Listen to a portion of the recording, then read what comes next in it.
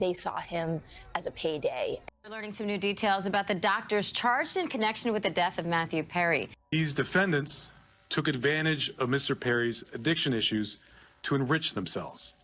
They knew what they were doing was wrong. 5 people have now been charged in connection with the actor's death, including 2 doctors and a woman known as the Ketamine Queen. We are not talking about legitimate ketamine treatment.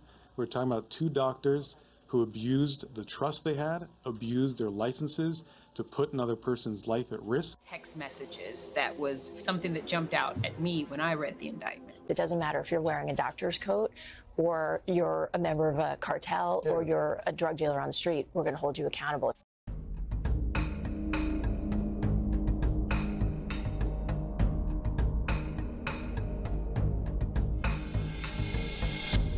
Hello everyone, and thank you for joining me in another True Crime News episode. I'm not going to waste any more time today. From the title of this video, you all know what I'm going to be talking about. The media has been blowing up with updates surrounding the death of the beloved Friends actor Matthew Perry. Several people have been charged in connection to Matthew Perry's death. I knew that the police were investigating his death from the very beginning, but now multiple people have been charged and it's getting insane. So I've decided to do my own research and wanted to talk about this situation on my channel today. Let's go ahead and get into it. On October 28th, 2023, 54-year-old Matthew Perry was found floating face down in a jacuzzi in his Los Angeles home by his assistant, Kenneth Iwamasa, which we will come back and talk about him a little bit later. The Los Angeles Fire Department was the first to arrive and immediately pronounced Matthew Perry dead at the scene at 4:17 p.m.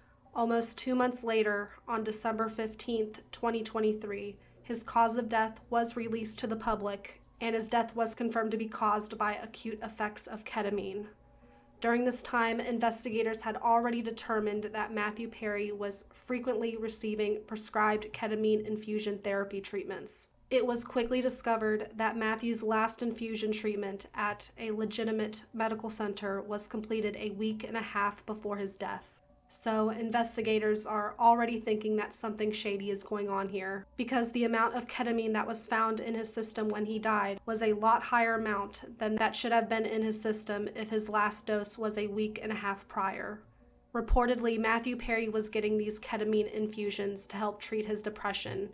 If you have ever looked up and searched Matthew Perry, one of the first things you will probably read about him was his ongoing battle with substance abuse issues. Before his death, Matthew was very vocal about that part of his life. He's written about it in his memoir. He's done a lot of interviews talking about his lifelong addictions with drugs and alcohol. I'm a Friends fan, and even watching the show from beginning to end, you can see Matthew Perry physically struggling throughout some of the seasons. In later seasons, he noticeably became very skinny, more pale, and he even talked about how he would show up on set high or with a severe hangover.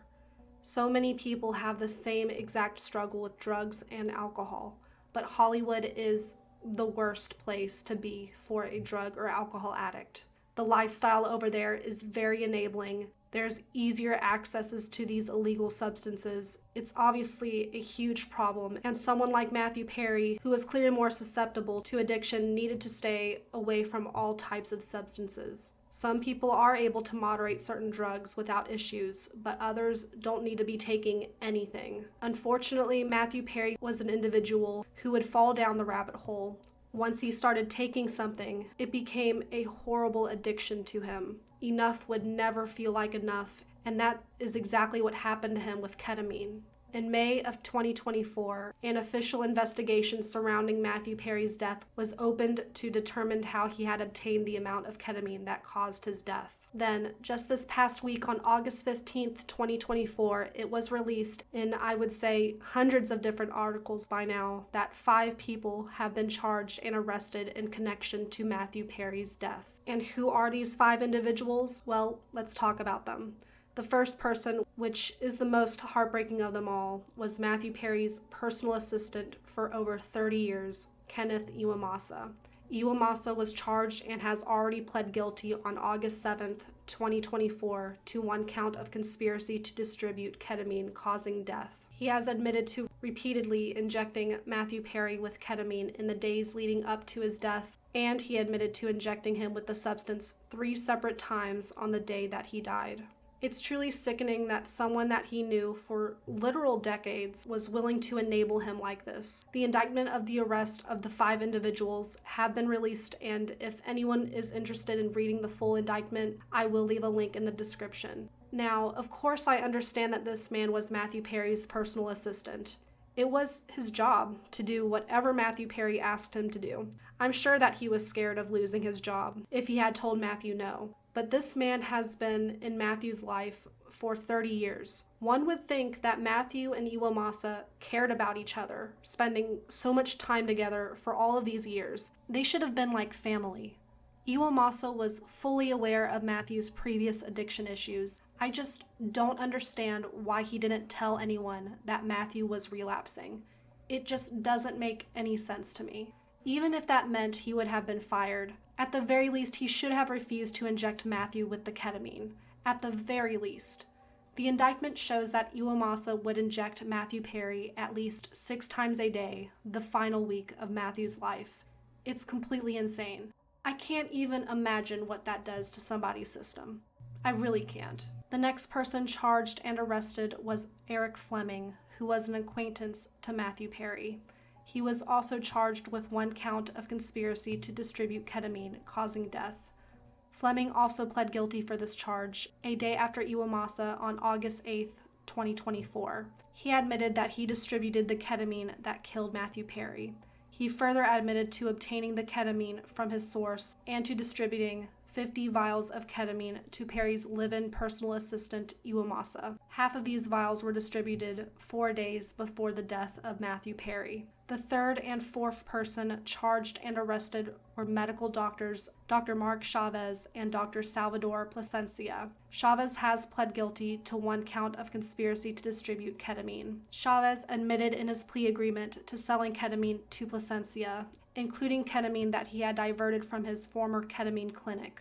Chavez also obtained additional ketamine to transfer to Plasencia by making false representations to a wholesale ketamine distributor and by submitting a fraudulent prescription in the name of a former patient without that patient's knowledge or consent. Dr. Plasencia was the first to take a different route, the dumb route in my opinion, and has pled not guilty.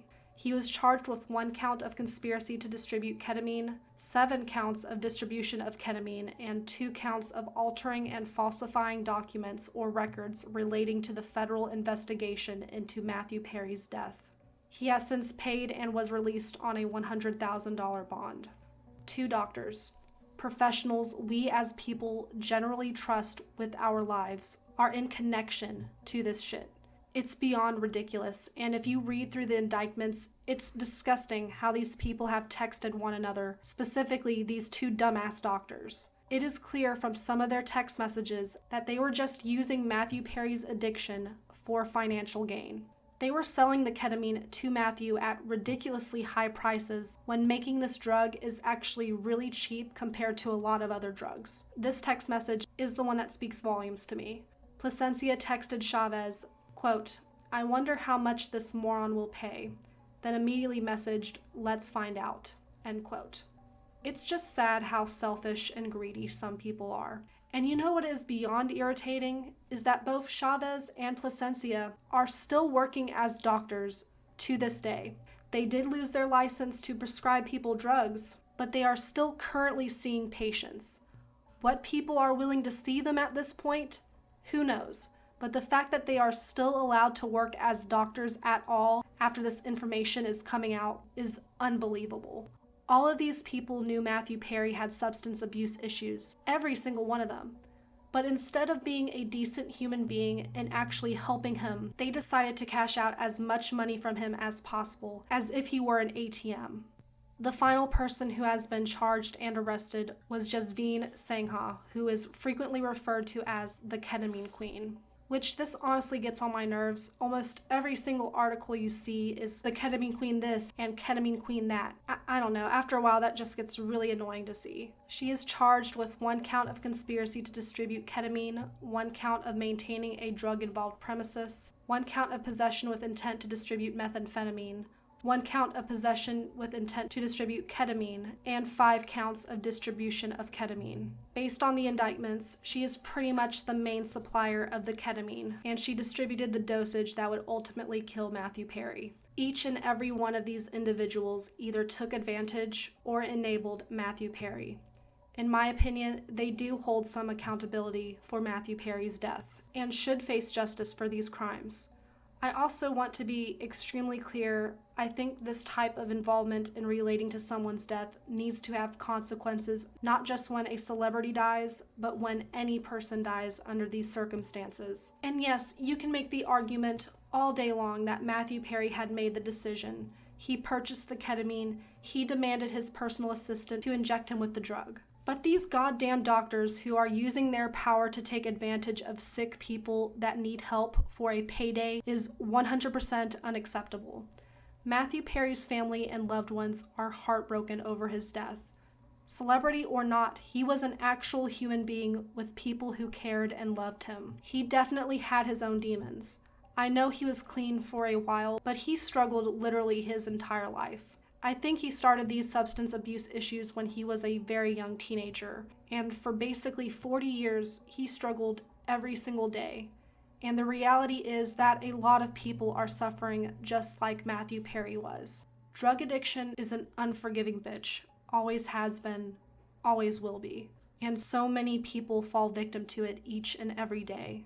Iwamasa and Fleming are facing up to 15 to 25 years in prison after pleading guilty. Chavez is facing 10 years after his plea deal. Placencia, if found guilty for all charges, could receive a maximum of 120 years in prison. And Miss So-Called Ketamine Queen, if found guilty, will serve a mandatory minimum of 10 years in prison and a possible life sentence. As of right now, when I'm recording this, none of the 5 have been officially sentenced. The 3 that have pled guilty will probably be sentenced in the next couple of weeks, I would imagine. And as for the 2 that have pled not guilty, who knows how long it will take for them to go to trial. Based on the multiple-page indictment alone, I have a very hard time believing that they wouldn't get a guilty verdict. But let's be real. It all depends on the jury at the end of the day, and we all know some cases that are clearly guilty ones have slipped through the cracks before, but we will see what happens with this one.